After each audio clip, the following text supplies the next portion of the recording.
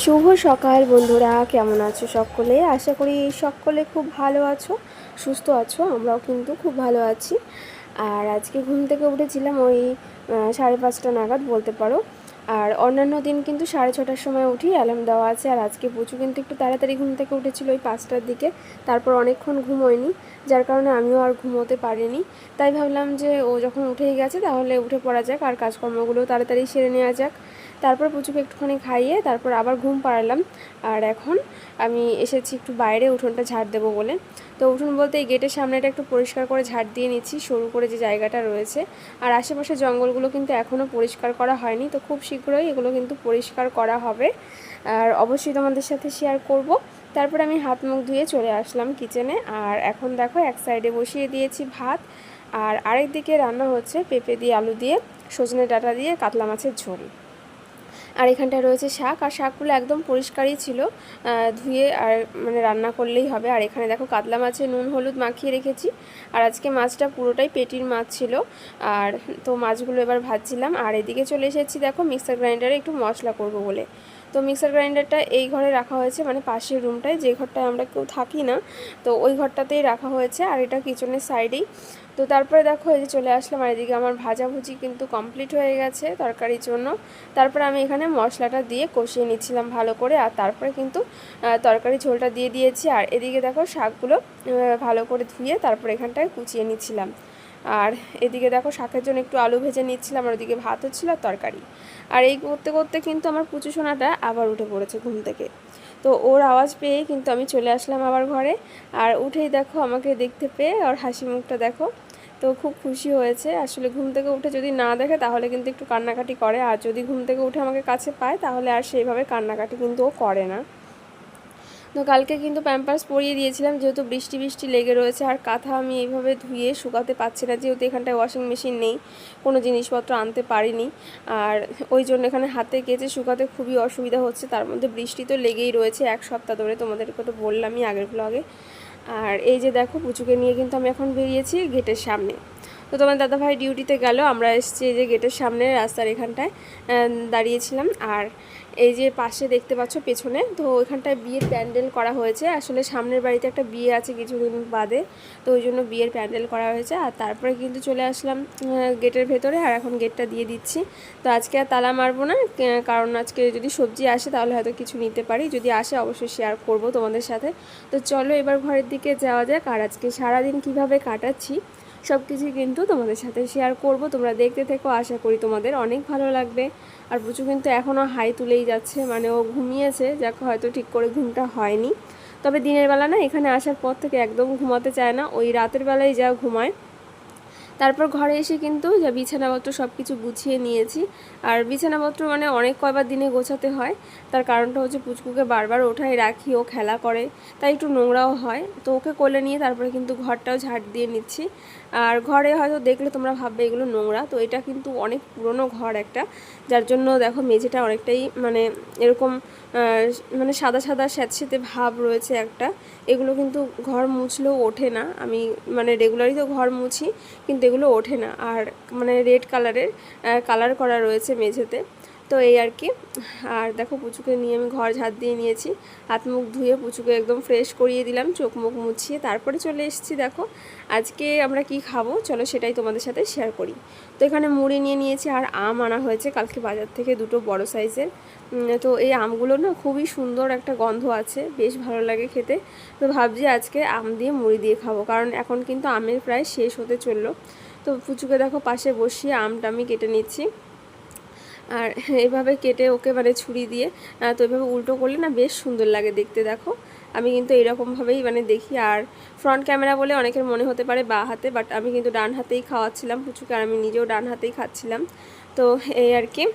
আর এই যে চলো দেখো এখানটায় মুড়ি নিয়েছি আর আম নিয়েছি, তো আজকে কিন্তু এই খাবো।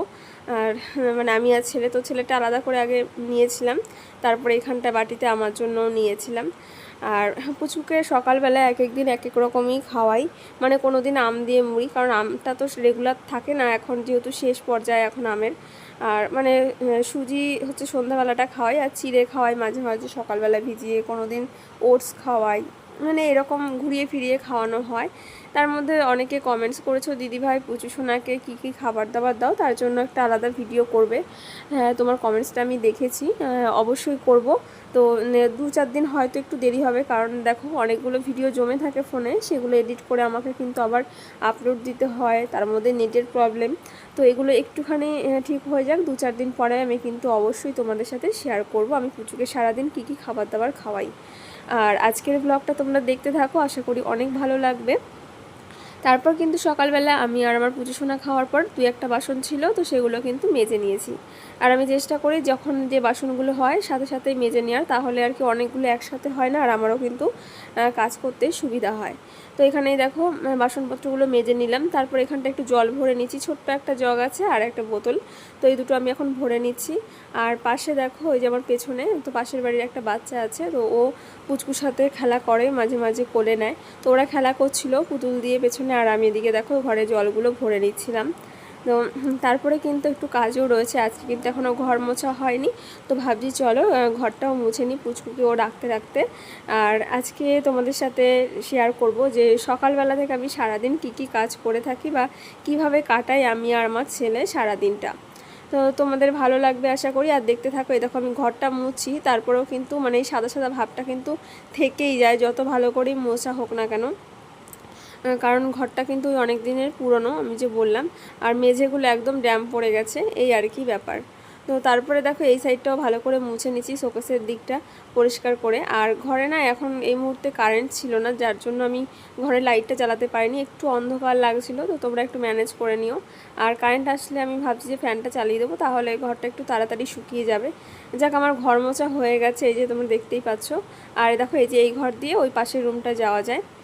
আর এই যে ঠাকুরটা ওইখানটায় রেখেছি, আর এই হচ্ছে আমার ঘরের জিনিস, খাট রয়েছে, একটা শোকেস রয়েছে এই জায়গাটায়। তো দেখো তোমাদের সাথে গল্প করতে করতে কিন্তু কারেন্ট চলে এসেছে, আর আমিও কিন্তু ঘরের লাইট আর ফ্যান দুটোই চালিয়ে দিয়েছি। আর ফ্যানটা চালালাম হচ্ছে ওই ঘরটা জানি তাড়াতাড়ি একটু শুকিয়ে যায়, তাহলে পুচুকে নিচে রাখতে সুবিধা হবে। তো ওকে নিচে রেখে বেশিরভাগ কাজকর্মগুলো করা হয় বা আমিও বসি। আর এই যে দেখো এবার একটু ও দুধ গুলিয়ে নিয়েছি, তো ছেলেকে এবার একটুখানি খাইয়ে দেবো। তো পুচুকে দেখো এই যে এখানটায় দুধ খাওয়াতে খাওয়াতে আমি ওকে একটু চুল টুল আঁচড়ে দেবো, যেহেতু চুলগুলো একটুখানি বড় হয়েছে, তো চুলগুলো না একটুতেই মানে এলোমেলো হয়ে যায়, আর ও বারবার মাথায় হাত দেয় বলে চুলগুলো আর কি এলোমেলো লাগে। আর চুল না আঁচড়ে রাখলে মানে আরোটাই দেখতে কীরকম লাগে বেশ। তো ওই জন্য দেখো চুলগুলো ভালো করে আঁচড়ে দিচ্ছি। আর চুলগুলো এখন একটু বড় হয়েছে, মনে হয় কোকড়া কোকড়া চুল হয়েছে। তো আমার কিন্তু মানে বাচ্চাদের বড় বড় চুল খুবই ভালো লাগে। তো আর কয়েকদিন পরেই কিন্তু পুচকুর চুলগুলো কেটে দেবো, মানে একদমই মানে ন্যাড়া মাথা করে দেবো পুরো। তো সেই মানে ভিডিও তোমাদের সাথে শেয়ার করব। আর মানে চুলগুলোকে এই জন্য এখন না বেশিরভাগ সময় ওকে বেঁধে দিই, আমার খুব ভালো লাগে চুলগুলো। আর তারপরে দেখো ওকে একটু টিপ পরিয়ে দিয়েছিলাম, তো পাউডার দিয়ে দিয়েছি। হালকা হালকা গরমও আছে, বৃষ্টি যতই হোক না কেন গরম কিন্তু আছেই হালকা হালকা। তারপর একটু কাজলও পরিয়ে দিচ্ছি, এই যে দেখো। আর তোমরা অনেকে জিজ্ঞেস করেছো আমি পুচুকে কোন কাজল পরাই, তো আমি কিন্তু ওকে কোনো ব্র্যান্ডেড কাজল বা কোনো কিছু ইউজ করাই না। আমি কিন্তু এটা একদম ঘরে তৈরি কাজলই পরাই, মানে যেটা সর্ষের তেলে প্রদীপের যে কাজল হয়, তো ঘরে পাতা কাজলটাই কিন্তু আমি ওকে এখনও পর্যন্ত ইউজ করাচ্ছি একদম প্রথম থেকে, মানে ও ছোটোবেলা থেকেই এটাই পরাচ্ছি। এই যে 1 বছর হয়ে গেল এখনও পর্যন্ত। তো এটাতে আর কি কোনো সাইড এফেক্ট হয় না। আর অন্যান্য কাজল আমি এখনও ইউজ করিনি। তো এমনিতেও অনেকে অনেক রকম কাজল ইউজ করো, তো এরকম ভালো প্রোডাক্টও তোমরা পেয়ে যাবে। আর দেখো এই যে ওকে দুধ খাওয়াতে খাওয়াতে আমি কিন্তু ওকে কাজলের টিপ আর সাইডে ডিজাইন এগুলো আর কি করে দিই। তো আজকে আর কোনো ডিজাইন করিনি, যেহেতু ওকে এখনও স্নান করানো হয়নি, কারণ স্নান করানোর সময় তাহলে আবার তো তুলতেই হবে ওই জন্য। তো তারপরে দেখো এগুলো কাজলের মধ্যে একটুখানি পাউডার দিয়ে দিচ্ছিলাম, কারণ পাউডার না দেওয়ালে ও বারবার এরকমভাবে চুলের মধ্যে হাত লাগাবে, কপালে হাত লাগাবে, আর পুরো লেপটে যায়। আমার গায়েও এমনকি কালি লেগে যায়। দেখো আমার গালের মধ্যে পুরো কাজলের টিপ পুরো লাগিয়ে দিয়েছে, সকালে যেটা পরিয়েছিলাম সেটা। আর আমার গালে একদম খামচে কি করেছে। আর মানে ওর হাতের নখগুলো দিয়েও যতই ওকে কেটে দিই না কেন তারপরেও খামচে দেয়। যখন একটু বড় হয়েছে এই দুষ্টুমিগুলো কিন্তু করতেই থাকে ও। তারপর কিন্তু পুচুকে মানে খাইয়ে দাইয়ে একটুখানি খেলা করতে দেবো। আর আমারও সকালবেলা এখনও খাওয়া হয়নি, মানে ভাত খাওয়া হয়নি। তো খাওয়া দাওয়া করব, তারপরে কিছুক্ষণ বাদে ওকে স্নান দান করাবো ওই 11টা নাগাদ। রোদে জল দিয়ে দিয়েছি। তো মানে সব ধরনের কাজ তো আর শেয়ার করা হয় না, ক্যামেরাটা অন করে করা হয় না, কিছু কিছু হয়তো ক্যামেরার বাইরেও থাকে। তারপরে অনেকটা টাইম কেটে গেছে, দেখো পুচুকে কিন্তু স্নান দান করিয়ে দিয়েছি। আর ও যখন দুধ খাচ্ছিল তখন আমি দেখো এই যে কপালের সাইডে ডিজাইনটা করে দিয়েছি। তো আজকে কিন্তু ওই কাঠি দিয়ে ডিজাইনটা করিনি, অন্য একটা কিছু দিয়ে করেছি। তো একটা একটু মানে মোটা হয়ে গেছে ফুলের পাপড়ি, কারণ নড়েছিল ওই জন্য আর কি। তো আর মুছিনি, ওইভাবেই আর কি করে দিয়েছি। তো দেখো এই যে আজকে আমার সোনাটাকে একটু শ্যাম্পু করিয়ে দিয়েছি। শ্যাম্পু তো নয়, ওই আর কি বডি ওয়াশ, যেটা দিয়ে আর কি চুলেও ইউজ করা যায় ওটা। তো বাচ্চাদের ওইটা দিয়ে স্নান করিয়ে দিয়েছি। আর স্নান করিয়ে দেখো ও কিন্তু এখন একটুখানি ঘুমিয়েছে। আর ও ঘুমিয়েছে আর আমিও কিন্তু স্নান দান করে নিয়েছি। দেখো আমিও চুলে একটু শ্যাম্পু করে নিয়েছি আজকে। আর এখনও কিন্তু মানে কিছু টিপ টিপ কিছুই পরিনি। তো পুচকুকে দেখো একটু সাজিয়ে এখন এর মধ্যে পাউডার দিয়ে দিচ্ছিলাম। তো অনেকে ডিজাইনটা দেখতে চেয়েছো, এই দেখো একদমই ইজি। তো তোমাদের আমি কোনো একটা ভ্লগে হয়তো বা শেয়ার করেছিলাম, যারা রেগুলার ভ্লগ দেখো তারা হয়তো অবশ্যই জানবে। অনেকে আমায় কমেন্টস করেছো যে দিদি ভাই তুমি পুচু সোনাকে কি এখনও ভিটামিন D3টা খাওয়াও কি না। আমার নামটা ঠিক মনে নেই কি আমায় কমেন্ট করেছো, যাই হোক আমার কমেন্টসটা মনে আছে, ওই জন্য আমি তোমাদেরকে বলছি। তো দেখো 1 বছর পর্যন্ত ওকে ভিটামিন D3টা আমি খাইয়েছি, এখন কিন্তু আর দিচ্ছি না। তো ইচ্ছা আছে নেক্সট টাইম যখন ডক্টর চেকআপে যাব আবার আমি জিজ্ঞেস করে আসবো যে অন্য কোনো ভিটামিন দেওয়া যাবে কি না। আর দেওয়া গেলে আমি সেটাও তোমাদের সাথে অবশ্যই শেয়ার করব। তারপর পুচুকে এখানে ঘুম পাড়িয়ে দিয়েছিলাম। আর বিকেল কেটে একদম সন্ধে হয়ে গেল কিন্তু। তো দেখো সন্ধেবেলা কিন্তু ফুচকা আনা হয়েছিল, আর ফুচকার দোকানটা কিন্তু একদম বাড়ির সামনেই। তো আজকে দেখো এই যে এখানে অনেকগুলো ফুচকা বেশ আনা হয়েছে। ফুচকা রয়েছে, সাথে আলু মাখা, আর রয়েছে তেঁতুল জল। তো ফুচকা কারা কারা খেতে ভালোবাসে অবশ্যই কিন্তু জানিও। আর আমি কিন্তু খুব একটা যে ভালোবাসি ফুচকা তা নয়, আগে একদমই খেতাম না, তো এখন একটু খাই। আর তবে এই দোকানের ফুচকা কিন্তু খেতে আমি খুব ভালোবাসি, কারণ এখানে ফুচকাগুলো কিন্তু খুবই টেস্টি করে। তেঁতুল জলটা মানে ভীষণই ভালো করে গন্ধরাজ লেবু দিয়ে। তো দেখো আর অনেকটা কিন্তু দিয়েছিল আলু মাখার সাথে। তো এই দিয়ে আজকে সন্ধ্যাবেলা কিন্তু বেশ জমে যাবে। আর পুচু সোনাকে কিন্তু এই যে এখানে নিয়েই বসেছি, আর ও কিন্তু ফুচকা দেখলে বেশ খুশি হয়, তবে ওকে সেভাবে দিই না।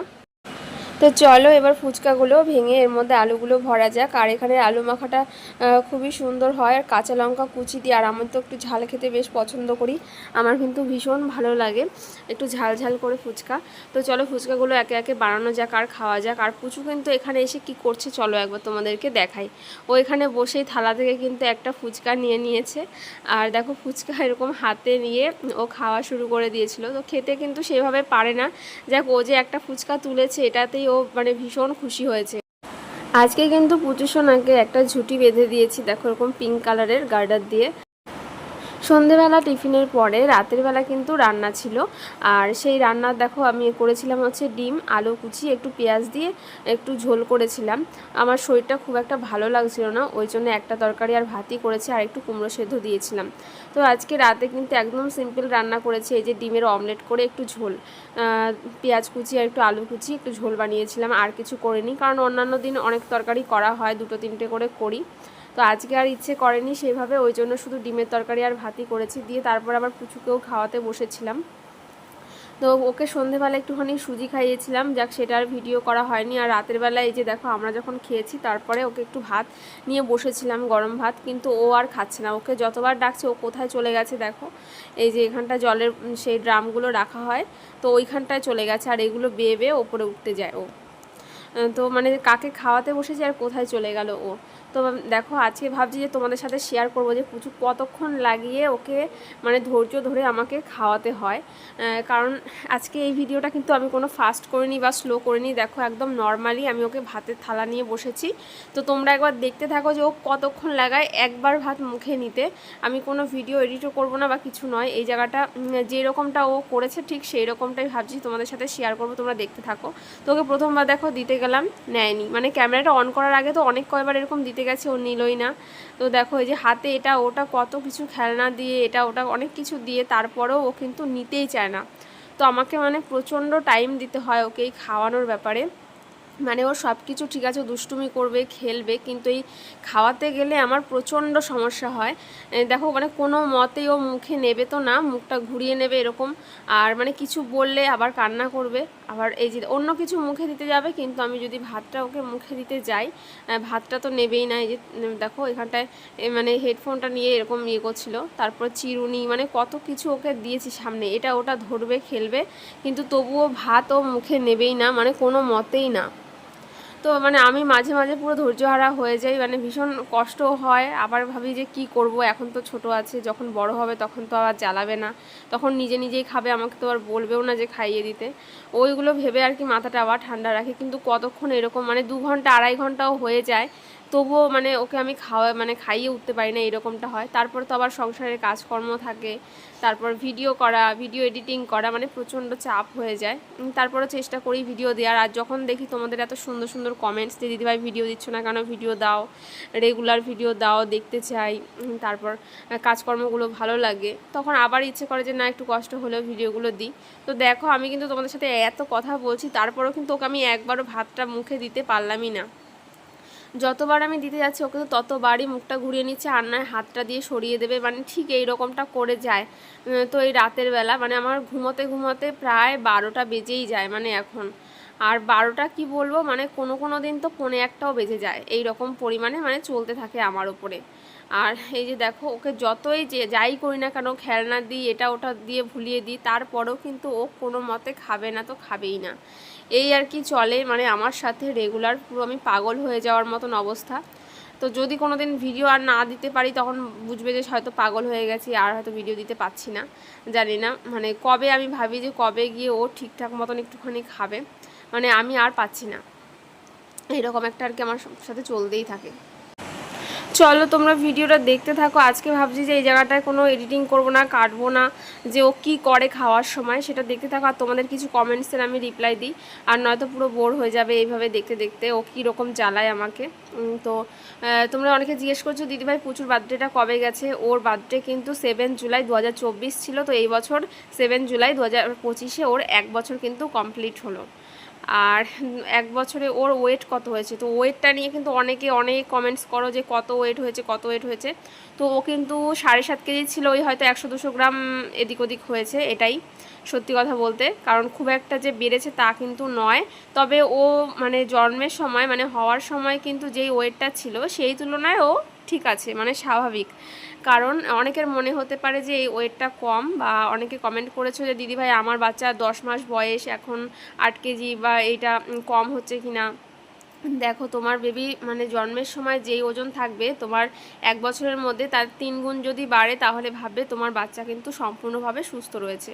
আর আমার ছেলে কিন্তু 2 কেজি ওজনে হয়েছিল, তো সেই ক্ষেত্রে এখন ঠিক আছে। তো এটাই তোমাদেরকে বলার।